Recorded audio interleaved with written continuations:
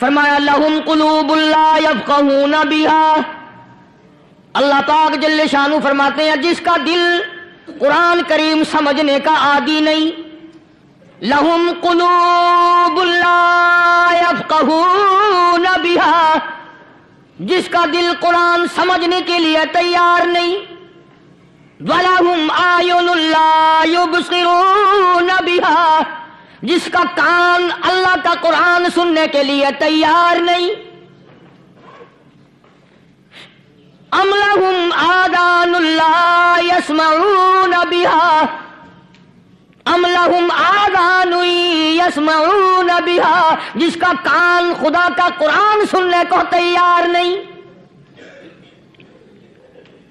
خدائی فیصلہ سنو، اللہ کے قرآن کا فیصلہ سنو، اللہ کے کلام کا فیصلہ سنو، جس کا کان میرا کلام سننے کے لیے تیار نہیں، جس کو میرا قرآن سن کے مزہ نہیں آتا، جس کو میرا کلام سن کے حلاوت نہیں آتی، جس کو میرا کلام سن کے لذت نہیں آتی، جس کی روح تازی نہیں ہوتی، جس کو لطف نہیں آتا، جس کو کیف نہیں آتا، جس کو سرور نہیں آتا، جو میرا قرآن سننے کو تیار نہیں، جو میرا قرآن آنکھوں سے دیکھنے کو تیار نہیں، جو میرا قرآن سننے سمجھنے کے لیے تیار نہیں، آؤ پھر خدائی فیصلہ سنو، فرمایا اولئک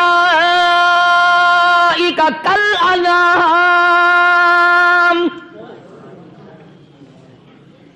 میرا فیصلہ نہیں، کسی پارٹی کا فیصلہ نہیں، کسی فرقے کا نہیں، کسی طبقے کا نہیں، کسی جماعت کا نہیں، فرمایا اولئک الانعام، پیدا کرنے والا مالک و خالق کہتا ہے مجھے اپنی کبریائی کی قسم یہ سارے جانور ہیں، یہ سارے کے سارے جانور ہیں، یہ درندے ہیں جو ایک دوسرے کو چیر پاڑ کر کھاتے ہیں، یہ درندے ہیں جو ایک دوسرے کا خون پیتے ہیں، فرمایا بل ہم اضل، جانوروں سے بھی بدتر۔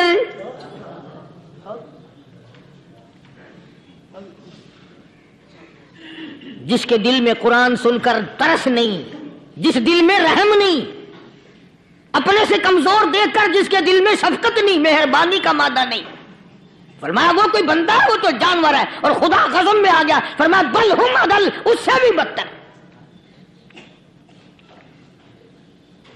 اللہ والے جو ہیں وہ ان خصلتوں کو دور کراتے ہیں، اور وہ آدمی کے مزاج اور دل میں سے ایسی چیزیں نکالتے ہیں جو اس کی بربادی کا ذریعہ بنتا ہے۔ دل کی بیماریوں کا کسی کو فکر نہیں، بخار ہو جائے آپ چڑھ جائے آپ کو پتہ چل جاتا ہے، نزلہ ہو جائے آپ کو پتہ چل جاتا ہے، کھانسی ہو جائے پتہ چل جاتا ہے، دل کی بیماریوں کا کیا پتہ چلے؟ صحابہ اکرام رضوان اللہ تعالی علیہ مجمعین کی جماعت کے اللہ پاک کے محبوب حضرت محمد الرسول اللہ صلی اللہ تعالی علیہ وسلم نے دلوں کی صفائی کی۔ پہلے لوگ جھونپڑیوں میں کچے کوٹھوں میں رہتے تھے، نہ اتنی صفائی تھی نہ اتنی ترقی تھی۔ آج برتنوں کی صفائی دیکھو، کپڑوں کی صفائی دیکھو، مکان کی صفائی دیکھو، رات دن بس اسی دھندے میں لگے ہوئے، سارا دن برتن دھونے سے فرصت نہیں، سارا دن کپڑوں کے بناؤ اور سنوار میں فرصت نہیں۔ تو اللہ والے ایسے موقع پر بڑی عجیب بات کہتے ہیں، وہی مجذوب ہے، مجذوب علی رحمت کہتے ہیں بظاہر تو ہر شے میں بے حد صفائی، بظاہر تو ہر شے میں بے حد صفائی، مگر دل میں ہے گندگی انتہائی۔ بظاہر تو ہر شے میں چہرے کی صفائی، بدن کی صفائی، نہ جانے کتنی قسم کا صابن ہے، نہ جانے کتنی قسم کے پاؤڈر ہیں، نہ جانے کتنی قسم کے شیمپو ہیں، نہ جانے کتنی قسم کے کپڑے ہیں، کیا چال ڈھال ہے، کیا نئے نئے ڈیزائن ہے۔ مجذوب کہتا ہے سب کچھ دیکھ لیا، بظاہر تو ہر شے میں بے حد صفائی، مگر دل میں ہے گندگی انتہائی۔ جس یار کی بیٹھک میں بیٹھ کے کھانا کھایا، جس رشتہ دار کی بیٹھک میں بیٹھ کے کھانا کھایا، اسی کی بہن کو دیکھ کر آبرو پہ ڈاکہ ڈالنے کا پروگرام ہے۔ جس دوست کے گھر میں بیٹھ کے کھانا کھایا، اسی دوست کی بیوی کی عزت لوٹنے کا پروگرام ہے۔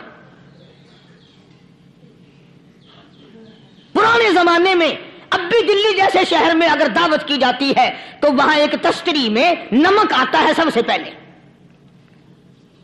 عرب میں بھی دستور تھا پرانے زمانے میں، اگر کوئی دعوت کرتا، کوئی تقریب کرتا، سب سے پہلے نمک آتا تھا. ایک ایک انگلی ہر شخص نمک چاٹتا تھا. کیا مطلب؟ جس نے نمک چاٹ لیا اب وہ نمک حرامی نہیں بنے گا. اس گھر میں چوری کرنا، اس گھر کی آبرو کا غلط تصور لانا، اس گھر کے مال میں خیانت کرنا وہ حرام سمجھتا تھا جس گھر کا میں نے نمک چکھ لیا. اور مسلمانوں کی بات نہیں، ہندوؤں کی بھی یہ باتیں تھی.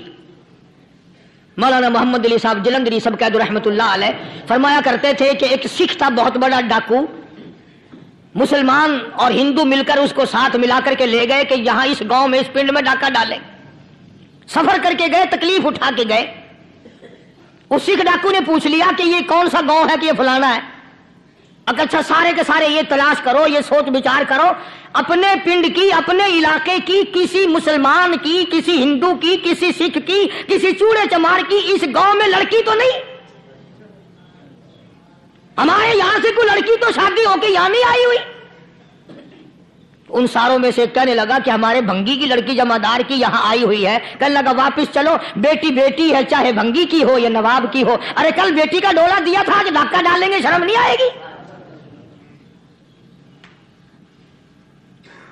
آج وہ تصور کہاں چلے گئے اور ہم سب روتے پھرتے ہیں سکون نہیں، سکون نہیں، اطمینان نہیں. ارے اطمینان آئے گا کیسے؟ ہمارے دل بے ایمان ہے، نیتیں خراب ہیں، آئے گا کہاں سے؟ صحابہ کرام رضوان اللہ تعالی علیہ مجمعین کی جماعت نے اس قدر اس بات پہ محنت کی اور کوشش کی کہ غلط لقمہ بھی پیٹ کے اندر نہ چلا جائے. چنانچہ میں علی الاعلان کہتا ہوں 1,29,000 صحابہ کرام کالی کملی والے کے دیوانے اور پروانے، حضور کے یار جانثار، حضور کے ساتھ پھاقا کھانے والے، پھاقوں مرنے والے، پتھر کھانے والے، اپنے بچوں کے ٹکڑے ہوتے ہوئے دیکھ کر لا الہ الا اللہ محمد الرسول اللہ کی صدا بلند کرنے والے صحابہ کرام کا یہ حال تھا. پیدل سفر کر کے جاتے تھے یہودی عیسائی. شام نکل گئے، فلسطین نکل گئے، ہندوستان آ گئے، 2 سال لگ جاتے تھے. اپنی جوان بیٹیوں کو مسلمانوں کے گھروں میں چھوڑ کے آ جاتے تھے. کبھی نگاہ نبوت نے جن کو رنگ دیا تھا، کبھی کسی صحابی پہ ذرہ برابر الزام نہیں لگا. ان یہودیوں کا، ان عیسائیوں کا یہ عقیدہ تھا کہ محمد صلی اللہ علیہ وسلم کے جو غلام ہیں ان کی نگاہ بھی پاک ہے، ان کے دل بھی پاک ہیں، ان کے ارادے بھی پاک ہیں، ان کے ہاتھ بھی پاک ہیں.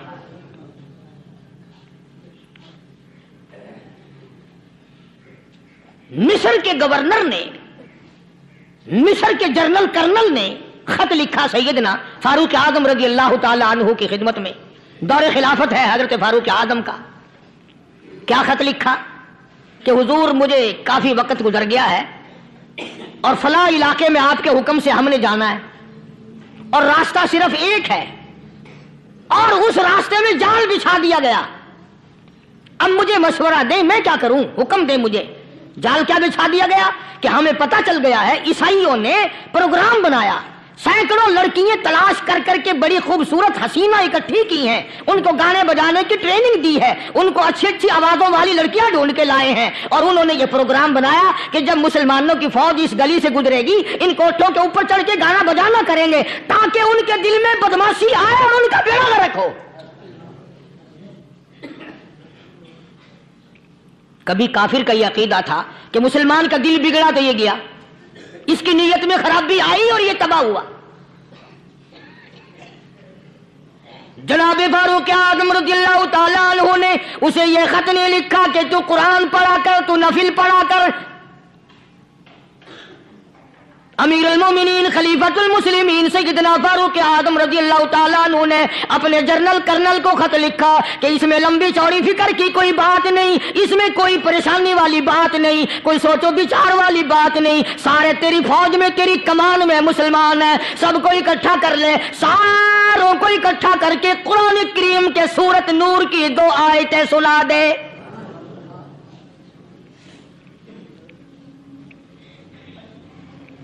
یہ بھی نہیں فرمایا کہ سزا سناؤ، اتنے کوڑے لگیں گے، جو خلاف کرے گا یوں قید ہوگی.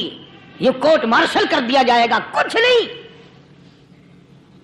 جناب فاروق اعظم رضی اللہ تعالیٰ عنہ کی رائے دیکھو، ان کے خیال میں قرآن کریم میں اتنی بڑی طاقت ہے، اتنی بڑی عظمت ہے، اتنی بڑی کرامت ہے، کلام الہی میں اتنا بڑا شرف ہے۔ اعلان کر دیا، فرمایا اپنے کرنل کو ساری فوج کو، لشکر کو اکٹھا کر کے قرآن کریم کی فلاں فلاں آیت سنا دے، اور اس کے بعد بے دھڑک فوج کو، لشکر کو اسی راستے سے گزار کے لے جا، بے دھڑک لے جا۔ ہائے کبھی قرآن کی 2 آیتوں سے کام بن جاتا تھا، اب سارے قرآن سے میرا تیرا کام نہیں بنتا۔ قصور قرآن کا نہیں ہے، یہ میرا تیرا ہے۔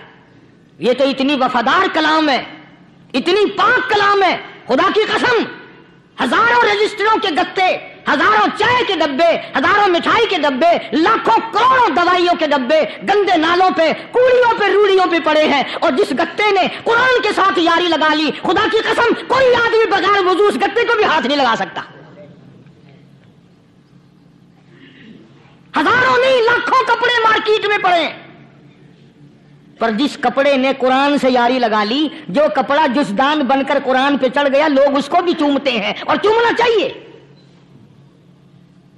یارو کپڑے نے قرآن سے یاری لگائی تو کپڑا عظمت والا بن گیا، گتے نے یاری لگا لی تو گتا بن گیا۔ ہزاروں قسم کے کاغذات روزانہ ذلیل ہوتے پھرتے ہیں، جس کاغذ پہ قرآن لکھا گیا وہ عظمت پا گیا، جس سیاہی سے قرآن لکھا گیا وہ سیاہی عظمت والی بن گئی۔ ارے اگر مسلمان قرآن کو اپنے اندر پیدا کر لے، اس کی عظمت کو بسا لے، اس کو اپنا لاہ عمل بنا لے، اس کو اپنے سر پہ رکھ لے، تو کیا یہ بندہ قرآن کے ساتھ وفاداری کرے تو قرآن کیا خیال ہے قرآن بے وفائی کر دے گا؟ یقین نہیں، یقین اصل بات اعتقاد کی ہے۔ یقین کا تو یہ عالم بنا ہوا ہے کہ اگر کوئی چوری کا معاملہ ہو جائے اور کسی پر شبہ ہو، اگر اسے کہو کہ قرآن اٹھا دے تو دیر نہیں لگائے گا، اور اگر کہے کہ فلانی خانگاہ کا کنڈا مار دیا، کہ یہ کام میں نہیں کرتا۔ خانگاہ کے کنڈے پہ ایمان ہے، قرآن پہ ایمان نہیں۔ اس پر یقین ہے کہ پیر اندھا کر دے گا، اور یہاں یقین نہیں کہ جس خدا نے پیدا کیا اگر میں نے جھوٹا قرآن اٹھایا تو وہ برباد کر دے گا۔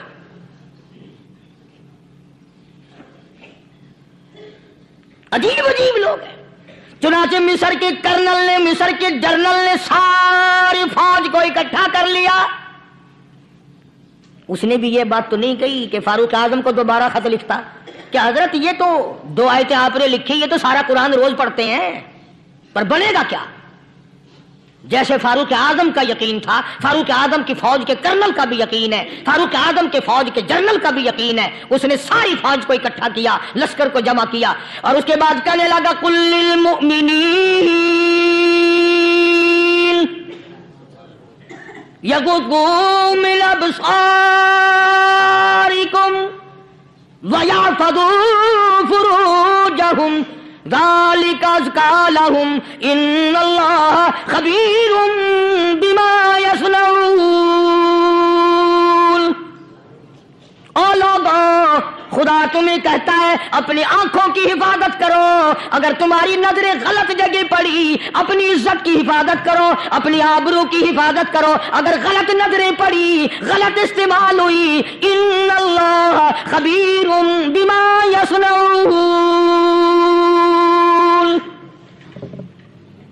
اللہ پاک تمہاری ساتھ ساتھ ہے، وہ ہر چیز کو دیکھتا جائے گا، وہ ہر چیز تمہاری دیکھے گا۔ چنانچہ تاریخ شاہد ہے، ابن حشام نے لکھا ہے، ابن خلدون نے لکھا ہے، اور کئی مورخین نے لکھا ہے کہ جب مسلمان جنرل نے، مسلمان کرنل نے اپنی فوج کو قرآن کی 2 آیتیں سنائی اور اس کے بعد حکم دیا چلو، تمام کا تمام لشکر چل رہا ہے، ادھر ڈھول بجا، دھماکے بجے، گانا شروع ہوا، گانا بجانا شروع ہوا، ساری فوج نکل گئی، سارا لشکر چلا گیا۔ لڑکیوں نے دیکھا کہ یہ تو ختم ہو گئے، نیچے آواز دے کے کہنے لگی اور جانے والوں یہ ساری فوج کئی اندھوں کی فوج تو نہیں؟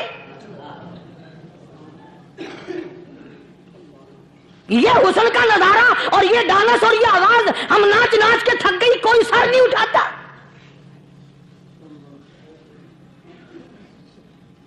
اور آج دیکھ لیں آپ،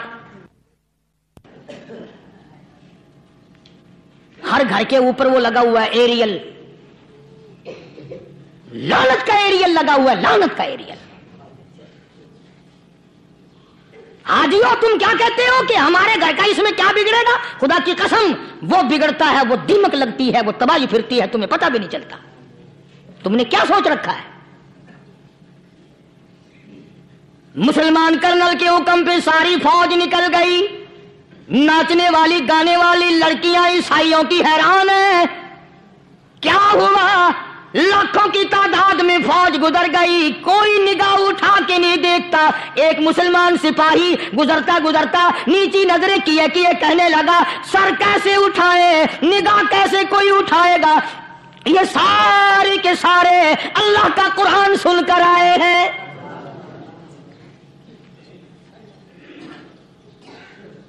کیسے کوئی نگاہ اٹھائے گا؟ کیسے کوئی سر کو اٹھائے گا؟ یہ سارے کے سارے اللہ کا قرآن سن کر آئے ہیں۔ ان کا عمل ہوا نا قرآن پہ، ان کے عمل کا کتنا بڑا اثر پڑا۔ مورخین نے لکھا، ابن حشام لکھتا ہے عیسائی لڑکیوں نے چھلانگیں لگا دی، کوٹھی سے نیچے آ گئی، کہنے لگی عام مسلمانوں وہ قرآن ہمیں بھی سنا کے جاؤ جس میں اتنی اسپرٹ ہے، اتنی طاقت ہے، جو حسن کے نظارے سے روک دے، جو گانے بجانے سے روک دے۔ یہ تو آدمی کے دل کا سکون ہے، نہ گانا سنتے ہو نہ حسن کا نظارہ کرتے ہو، جاتے والے یوں نہ جاؤ، ہمیں بھی وہ قرآن سنا کے جاؤ۔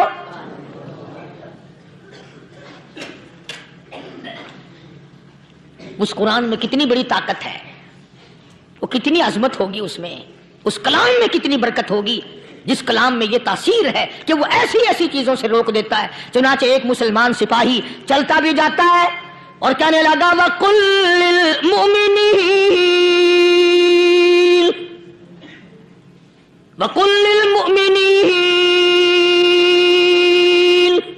قرآن کی آیت پڑھ کے سنائی۔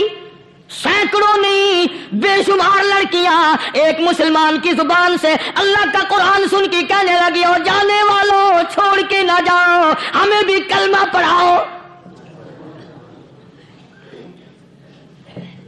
جتنی بھی وہ ناچنے گانے والی تھی تمام کی تمام کلمہ پڑھ کر مسلمان بن گئی، اور مورخین نے لکھا ہے آخری دم تک قرآن کی شیدائی اور دیوانی بن کے گزری ہیں۔ پھر وہ لڑکیاں جو رات دن حسن و جمال کا پیکر بنی رہتی تھی، علماء نے لکھا ہے جب موت آئی ایک ایک کے بدن میں کپڑے لباس میں موت آئی تو 50-50 ٹاکی لگی ہوئی تھی۔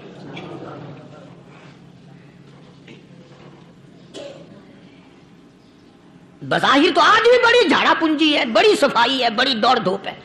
اسی کو مجذوب الاعلان کہتا بظاہر تو ہر شے میں بے حد صفائی، مگر دل میں ہے گندگی انتہائی، کبھی اس کے دھوکے میں آنا نہ بھائی، یہ سب ہے رعائی، یہ بس ہے رعائی، یہ تو چیز ہی کچھ نہیں۔ بڑے بڑے دھندے ہمیں پلٹتے دیکھے، بڑے بڑے نظام بگڑتے دیکھے۔ محمد عربی صلی اللہ تعالی علیہ وسلم کے دربار میں بڑے بڑے لوگ آتے تھے، اللہ غنی نگاہ نبوت نے جس کو رنگ دیا سبحان اللہ، پھر قیمت بن گیا، وہ اسلام کی دولت سے پیچھے نہ ہٹا، کوئی پیچھا پھر کے دیکھا ہی نہیں کہ ہم کیا کر رہے ہیں۔ ایک لذت تھی، ایک کیف تھا، ایک سرور تھا صحابہ کرام کو۔ کہاں سے وہ چیز ہم لائیں، کیسے ہم میں وہ چیز پیدا ہوگی؟ جنگ بدر ہوا، بڑی بہترین بات ہے، توجہ لکھ کے لے جاؤ، انشاءاللہ قبروں میں دعائیں دو گے۔ جنگ بدر ہوا، 70 سے زیادہ کافر پکڑے گئے، مدینے میں پکڑ کے قیدی بنا کر کے لائے گئے۔ تنگ دستی کا زمانہ ہے، 1 سال نہیں ہوا مسلمان اجڑ کے آئے تھے، مار کھا کے آئے، پریشان ہو کر آئے، دن دولت چھوڑ کر لٹا کر آئے، ان کے پلے کیا تھا؟ شام کا وقت ہوا، مدنی کریم صلی اللہ تعالی علیہ وسلم نے مسجد کے دروازے میں کھڑے ہو کر اعلان فرما دیا، کون ہے کون ہے جو میرے مہمانوں کو کھانا کھلائے؟ اور وہ مہمان کوئی شہنشاہ نہیں تھے، ہیں بھی کافر، ہیں بھی اسلام کے دشمن، آئے بھی صحابہ کرام کو مارنے، میدان جنگ سے پکڑ کے لائے گئے، جنگی قیدی ہیں۔ اس نبی کی طرف کبھی منہ کیا کر جس نبی کا تو غلام ہے، امتی بنا پھرتا ہے۔ فرمایا کون ہے جو میرے مہمانوں کو کھانا کھلائے؟ صحابہ کرام میں سے کسی نے 2 پکڑ لیے، کسی نے 1 کو ساتھ لے لیا۔ ایک بنادار سا غریب سا صحابی ہے، اس نے ساتھ لے لیا ایک مہمان اور گھر لے کے گیا۔ بیوی کو کہنے لگا کہ کھانا کتنا ہے؟ کہ بس 1 آدمی جوگا ہے، 1 آدمی کی کافی ہوگا۔ کان میں کہنے لگا اپنی بیوی کے، دستور تھا عرب کا، مہمان اور میزبان اکٹھے کھایا کرتے تھے۔ اپنی گھر والی کے کان میں کہنے لگا کہ اس کے آگے کھانا رکھ دیں گے مہمان کے، جب یہ کھانا شروع کر دے گا کسی بہانے سے دیوا بجھا دیو، میں یوں ہی منہ کو خالی ہلاتا رہوں گا، یہ کھانا کھا لے گا، پیٹ بھر جائے گا اس کا۔ چنانچہ کھانا آگے رکھ دیا، جو کچھ بھی تھا۔ اس نے کھانا شروع کیا کہ جی آپ بھی کھائیں، کہ ہاں میں بھی کھا رہا ہوں۔ بس یوں ہی کھانے میں بھی ہاتھ لگائے، منہ کو بھی ہاتھ لگائے اور منہ کو چلائے بھی برابر۔ بیوی نے چراغ بجھا دیا۔ یہ عمل تو صحابی کر رہا ہے اپنے گھر میں۔ ادھر قرآن کریم نازل ہو گیا محمد کریم صلی اللہ علیہ وسلم کی ذات پہ، فرمایا وَيُؤْثِرُونَ عَلَىٰ أَنفُسِهِمْ وَلَوْ كَانَ بِهِمْ خَصَاصَةٌ وَمَن يُوقَ شُحَّ نَفْسِهِ فَأُولَٰئِكَ هُمُ الْمُفْلِحُونَ۔ اور میرے محبوب مبارک ہو، تیری امت میں ایسے لوگ بھی ہیں جو اپنا منہ خالی ہلا رہا ہے، بیوی بھوکی بیٹھی ہے، چراغ بجھائے بیٹھی ہے اور اپنے ہاتھ کو خالی چلا رہا ہے، اور میرے بندے کا پیٹ بھر رہا ہے۔ اور میرے محبوب مجھے اپنی عظمت کی قسم، میں تیری ان دیوانوں پہ جنت واجب کر چکا۔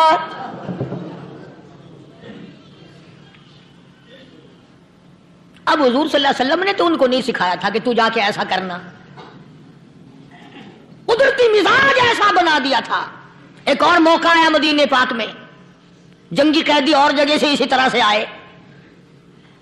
ایک صحابی ایک اور آدمی کو، جنگی قیدی کو کافر میں گھر لے گیا۔ بیوی کہنے لگی کہ 1 ہی آدمی کا کھانا ہے بس۔ انہوں نے کہا اس کو دے دو۔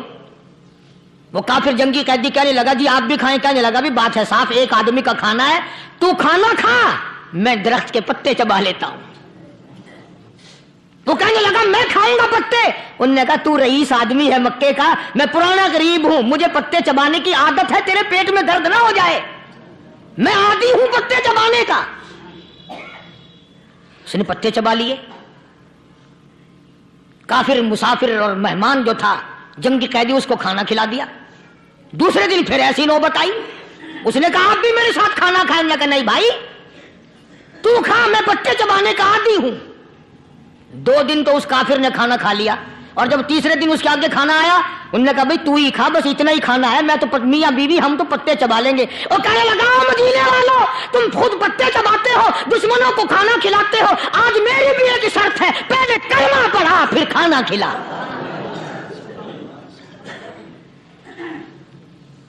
آج میری بھی ایک شرط ہے۔ 2 دن کے عمل نے کفر کو مٹا دیا، اسلام چمک گیا۔ 2 دن کے عمل نے، میرا تیرا 60 سال کا عمل ہے، کبھی کسی کافر کو مسلمان بنایا؟ الٹے ہی کام، ہر غلط، ہر معاملہ الٹا ہی ہے۔ ہر آدمی بیزار ہوتا ہے، یار دین تو کچھ نہیں، یار اسلام کچھ نہیں، یارو ایمان کچھ نہیں۔ اسی کو قرآن کریم نے للکار کے آواز دے کے فرما دیا لوگوں ایسی گڑبڑ نہ کرو ورنہ میں وہ خدا ہوں۔ فَأَخَذَتْكُمُ الصَّاعِقَةُ وَأَنْتُمْ تَنظُرُونَ۔ جبریل امین نے ایک چیخ ماری، ساری قوم کے جگر پھٹ گئے۔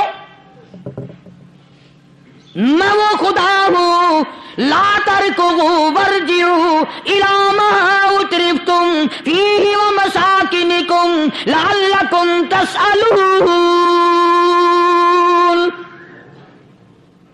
لوگ مکان چھوڑ کے بھاگتے ہیں، ماحول چھوڑ کر بھاگتے ہیں، معاشرہ چھوڑ کر کے بھاگتے ہیں۔ خدا کہتا آؤ جن مکانوں پہ تمہیں ناز تھا وہ یہ کھڑے بھاگ آ رہے۔ اسی کو قرآن کریم کہتا ہے ان الذین قالوا ربنا اللہ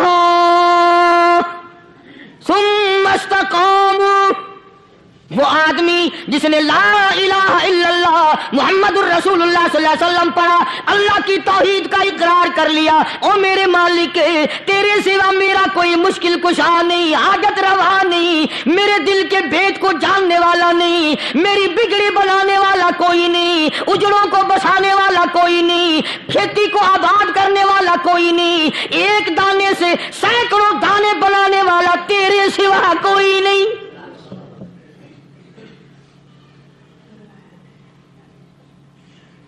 کھیتوں میں جاؤ،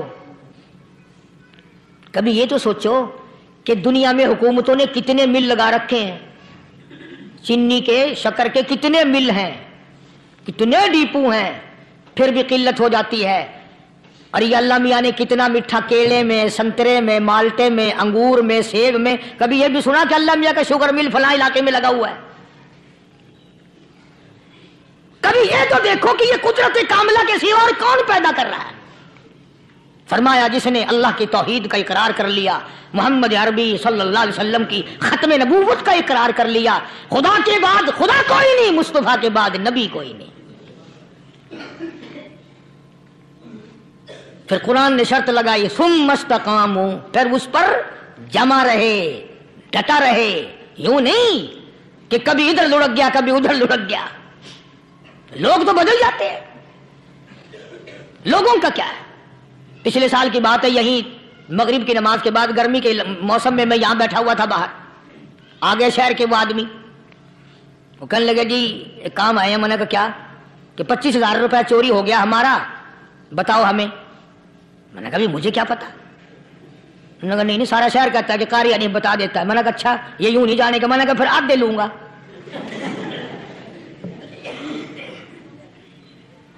25,000 گم ہوئے ہیں نا، 12.5 میرے 12.5 تمہارے۔ کہنے ہیں دیکھو نا جی بال بچے چھوٹے چھوٹے غریب بچے ہیں جن کے وہ پیسے ہیں۔ میں نے کہا اچھا میں بادشاہ لگا ہوا ہوں؟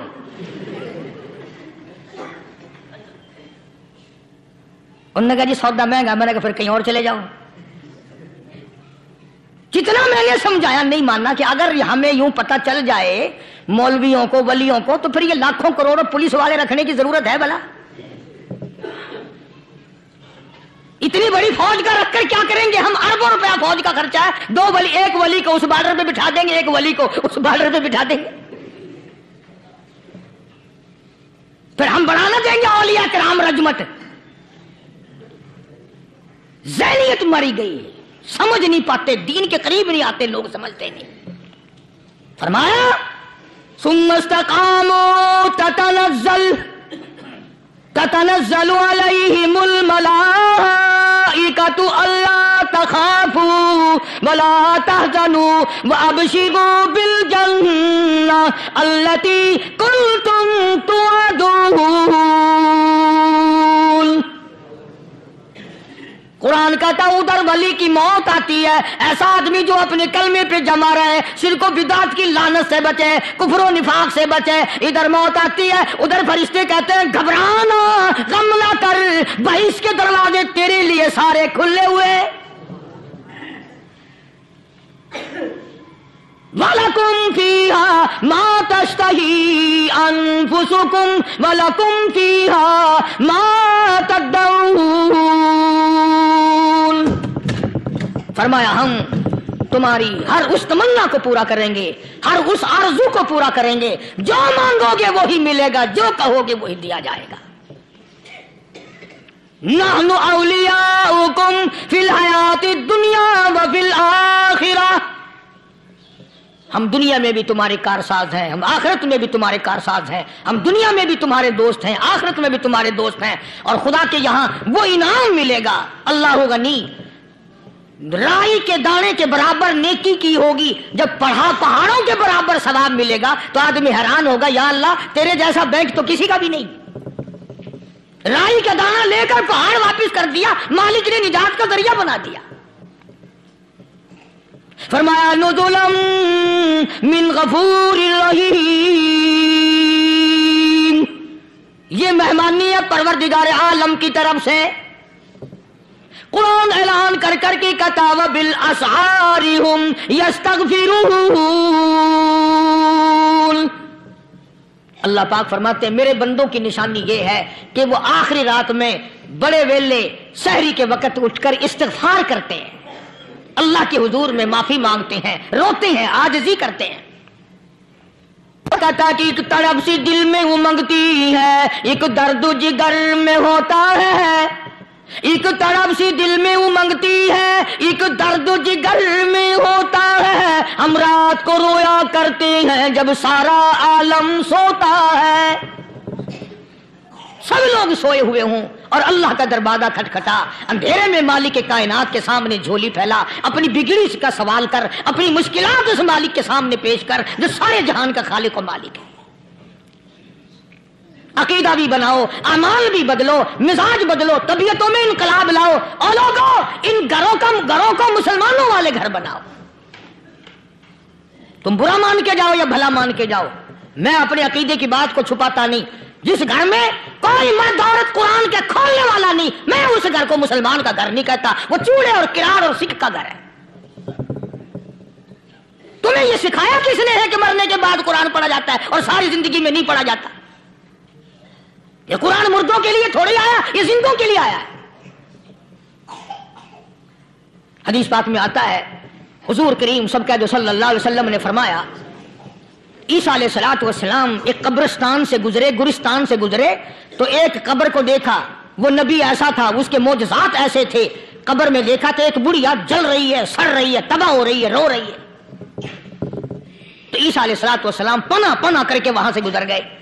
چند دنوں کے بعد جو اسی قبر کے پاس سے گزرے تو عیسیٰ علیہ السلام کو دھیان آیا کہ اس قبر میں ایک بڑھیا بڑی عذاب بھگت رہی تھی، مگر اس دن جو دیکھا وہ تو عیش میں بیٹھی ہے، تخت میں بیٹھی آرام کر رہی ہے۔